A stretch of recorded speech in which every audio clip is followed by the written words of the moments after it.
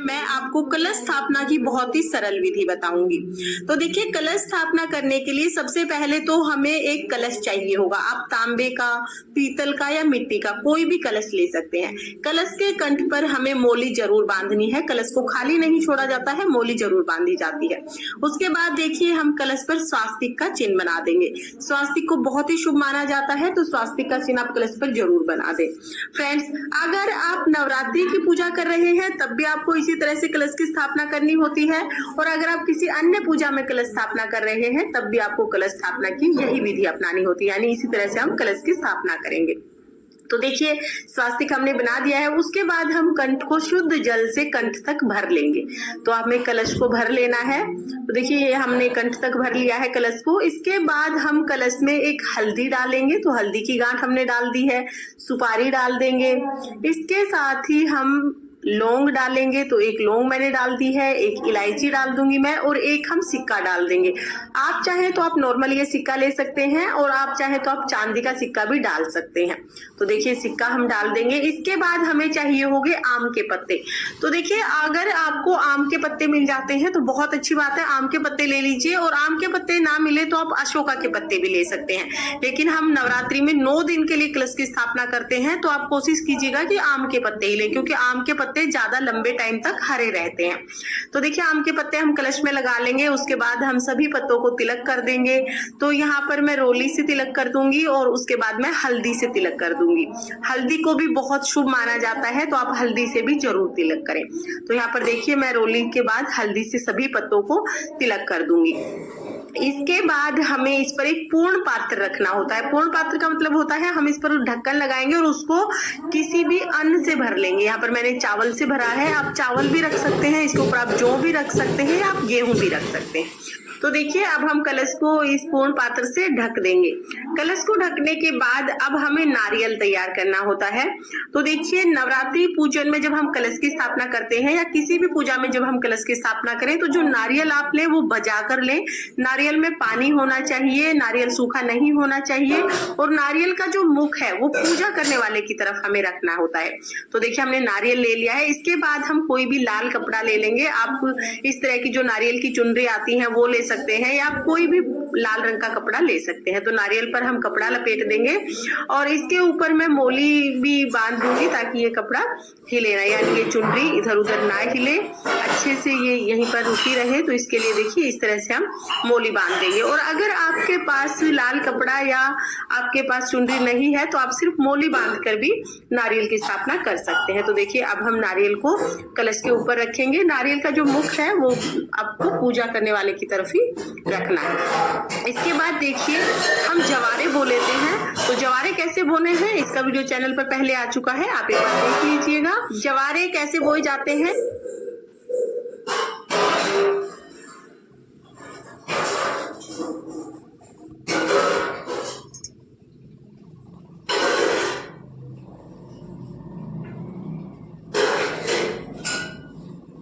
बीच ये जो जवारे का पात्र है, इसके बीच में इस तरह से स्थापित कर देंगे। इसके बाद हम कलश पर फूल समर्पित करेंगे। फूल आप जरूर समर्पित कर दें। अगर आप पूजा में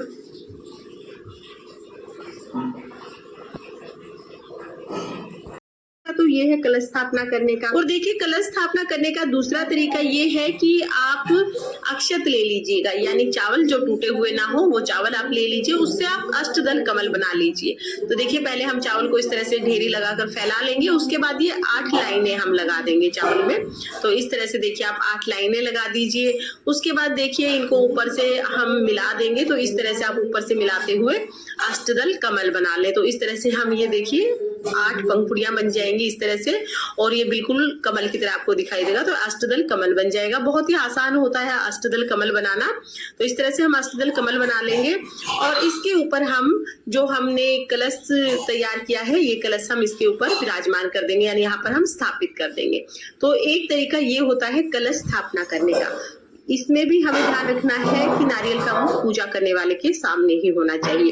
फ्रेंड्स, कलश स्थापना की ये दोनों ही विधि बिल्कुल सही है, दोनों ही विधियों से आप कलश स्थापना कर सकते हैं। कलश स्थापना हमेशा जब आप नवरात्रि में कलश स्थापना करेंगे तो माता रानी के सीधे हाथ की तरफ हमें कलश की स्थापना करनी होती है। यानी कि देखिए यहाँ पर मैंने कलश की स्थापना की है और इसके साइड में ही जो चौकी आपको दिख रही है, यहाँ पर मैं माता रानी को विराजमान करूंगी। तो इस तरह से हम कलश की स्थापना करते हैं। फ्रेंड्स, नवरात्रि से संबंधित सभी वीडियो चैनल पर आ चुकी हैं, सभी का लिंक मैं आपको डिस्क्रिप्शन में दे दूंगी, आप एक बार उन वीडियोस को भी जरूर। फ्रेंड्स, कलश स्थापना की ये दोनों ही विधि बिल्कुल जाएंगी इस तरह से, और ये बिल्कुल कमल की तरह आपको दिखाई देगा। तो अष्टदल कमल बन जाएगा। बहुत ही आसान होता है अष्टदल कमल बनाना।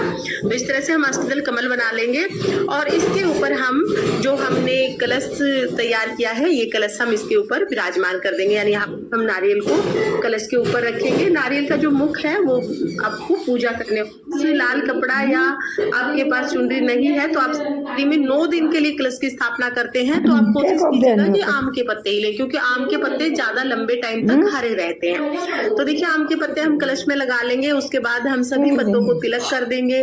तो यहाँ पर मैं रोली से तिलक कर दूंगी और उसके बाद मैं हल्दी से तिलक कर दूंगी।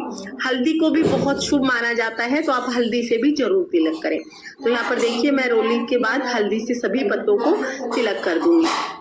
इसके बाद हमें इस पर एक पूर्ण पात्र रखना होता है। पूर्ण पात्र का मतलब होता है हम इस पर ढक्कन लगाएंगे और उसको किसी भी अन्न से भर लेंगे। यहाँ पर मैंने चावल से भरा है, आप चावल भी रख सकते हैं, इसके ऊपर आप जौ भी रख सकते हैं, आप गेहूं भी रख सकते हैं। तो देखिए अब हम कलश को इस पूर्ण पात्र से ढक देंगे। कलश को ढकने के बाद अब हमें नारियल तैयार करना होता है।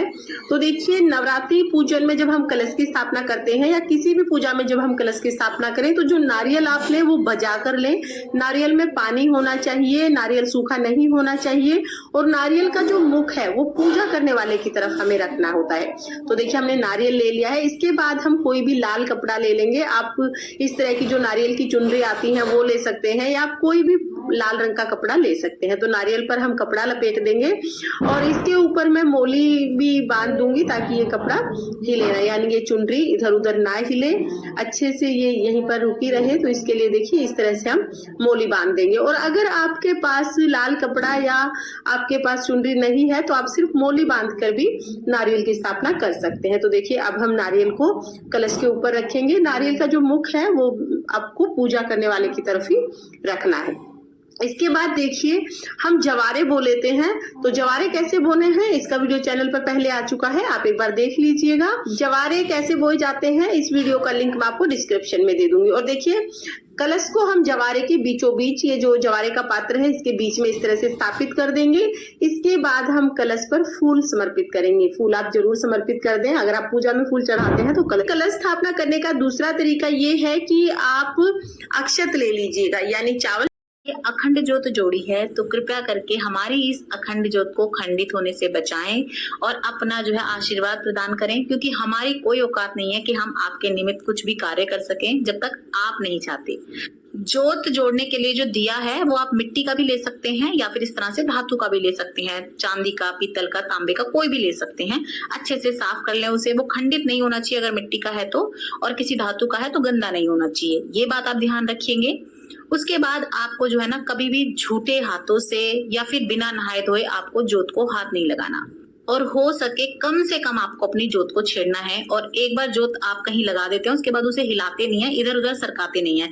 जहां आपने ज्योत जोड़ दी अब वो वहीं रहेगी, आप बिल्कुल भी इधर उधर उसे सरकाएंगे नहीं, हिलाएंगे डुलाएंगे नहीं। तो देखिए जब भी आप अपनी ज्योत को ठीक करेंगे तो अगर आप मतलब बाथरूम वगैरह नहीं गए हैं तो आप कुल्ला करके हाथ मुंह धोकर उसे ठीक कर सकते हैं, कोई दिक्कत नहीं है। लेकिन अगर बाथरूम वगैरह गए हैं तो फिर आपको नहा कर ही अपनी ज्योत को ठीक करना होता है। और अगर आप अपनी ज्योत में घी या तेल जो भी है वो पूरा अच्छे से ऊपर तक भर के रखते हैं और ज्योत बिल्कुल मंदी मंदी जलाते हैं तो फिर आपको अपनी ज्योत ठीक करने की जरूरत ही नहीं पड़ेगी कम से कम 24 घंटे तक।